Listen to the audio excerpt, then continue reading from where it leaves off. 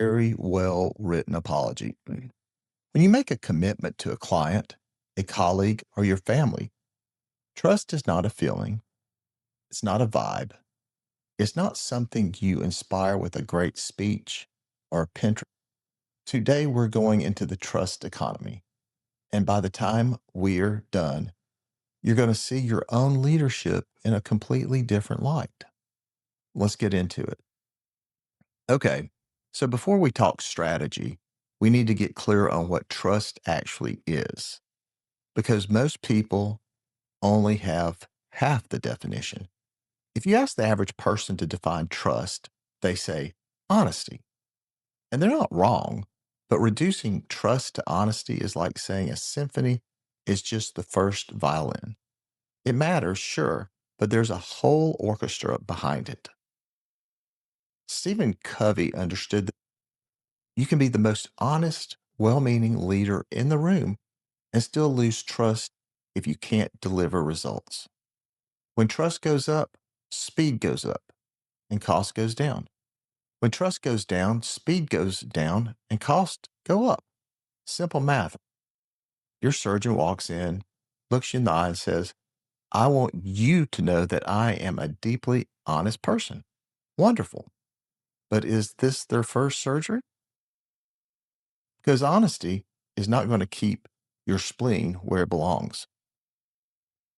Warren Buffett, one of the most trusted names in the history of business, it takes 20 years to build a reputation and 5 minutes to ruin it. Reputation is built one dependable action at a time, not one grand gesture, 10,000 small ones. If trust is a building, it stands on three pillars. Remove any one of them and the structure collapses. Pillar one is reliability. Pillar two, integrity. And you said you would do it. Not sometimes, not when it's convenient, but every time. James Clear would call reliability the compound interest of leadership, that small, consistent actions produce extraordinary results over time. It applies to trust. Every deadline you meet is a deposit. Every promise you keep is a deposit.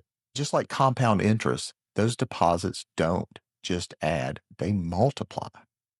John Maxwell says leadership is influence, nothing more, nothing less. But influence is built on consistency. People don't follow leaders who occasionally show up. They follow the ones who show up every time, especially when it's inconvenient. When every rational calculation said surrender, Churchill showed up every day. His reliability wasn't glamorous. It was the unglamorous, dogged consistency of a man who simply would not leave his post.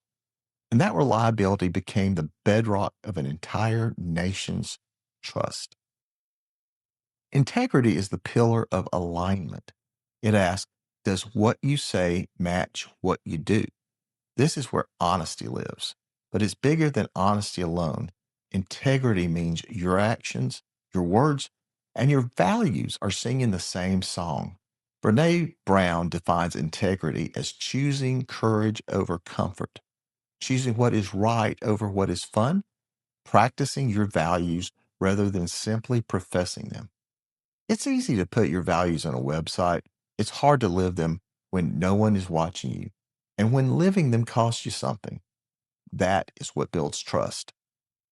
Zig Ziglar said the most important persuasion tool in your entire arsenal is integrity. It's not eloquence, not data, not a killer slide deck, integrity. Because people have finely tuned detectors for incongruence. They may not be able to articulate what feels off, but they know it. And once that rebuilding trust becomes exponentially harder, competence, can you actually do the job? This is a pillar people sometimes forget, maybe because it feels less inspiring than integrity or reliability. But without competence, the other two pillars are well intentioned decorations on a building that can't support its own weight. Covey made a distinction between character and trust. A leader can have impeccable character and still lose the trust of the team if they lack the skills to lead effectively. It's the difference between a pilot who is a wonderful human being and a pilot who can land the plane. You want the one who can land the plane every time. Trust is not something you earn once by being a good person.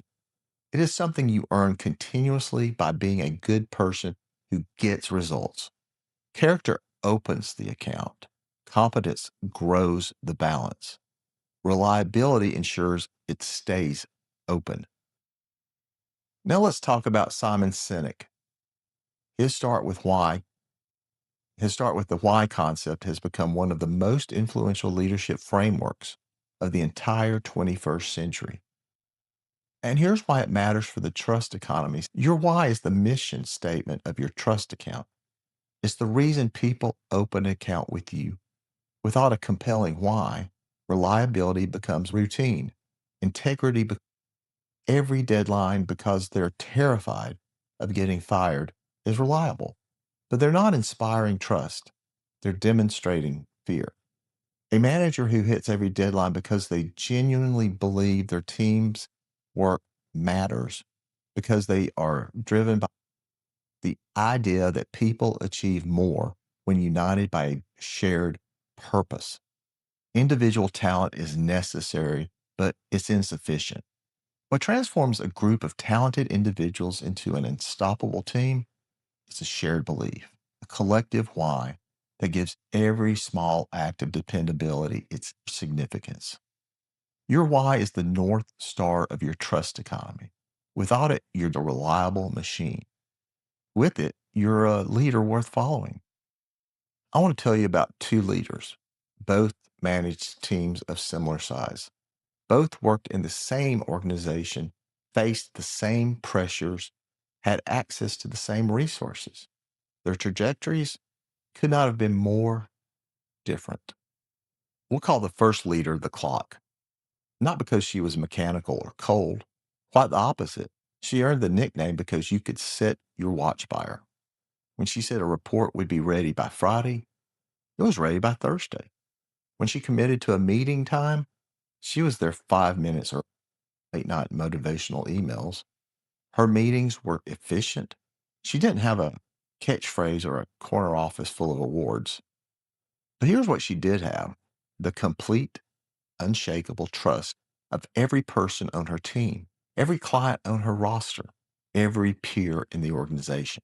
When the clock said something would happen, people didn't hope it would happen. They knew it would happen.